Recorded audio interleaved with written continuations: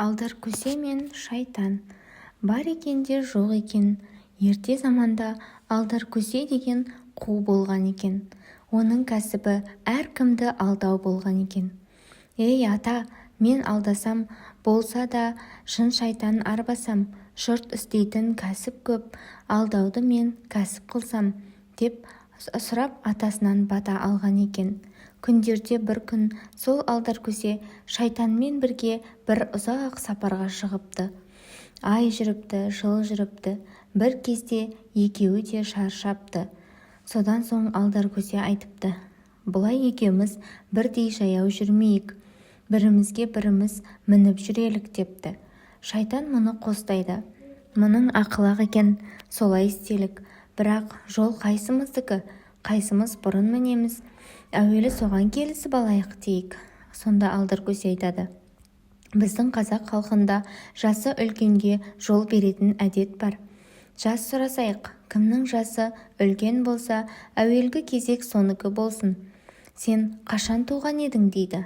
Шайтан сәл ойланып тұрады да: мен дүниеге келген күні аспанға көзім түсіп еді. Артық кем емес білемін, жер алақандай көлемі, бірақ қана бел еді дейді. Осы кезде Алдаркөсе өкіріп қоя береді. Шайтан аң-таң болады. Мұның не, әуелгі кезек тимейтін болды деп қамығуың ба, деп сұрайды. Алдаркөсе оңай, одан бетер өкіреді. Ары-беріден соң ой бауырымдап басын жерге салып жылайды. Не болды, айтшы, деп жалынады шайтан. Сонда Алдаркөсе кемсеңдеп: сен туған уақытыңды айтқанда менің есіме екі қайғым түсті. Дәл сен туғанда үлкен бір той болып еді, атқа шауып жүргенде кенже балам өліп еді, деп тағы да өкіріп қоя береді. Шайтан оны көңіл айтып жұбатады. Дау жоқ, әуелгі кезек сенікі, мін мойныма, жүрейік дейді. Деу-ақ мұң екен, Алдаркөсе шайтанның желкесіне секіріп мінеді. Сонда шайтан: сен қанша уақыт мінесің, деп сұрайды Алдаркөсе. Сонда Алдаркөсе: мен өлең айтып отырам, сол өлеңім таусылғанша мінем, дейді. Сөйтеді де әләуләйлім әләуләй деп өлең айта бастайды. Осылай көп уақыт жүреді. Шайтан әбден шаршайды. Бір кезде: осы сенің әләуләйің қашан таусылады, деп сұрайды.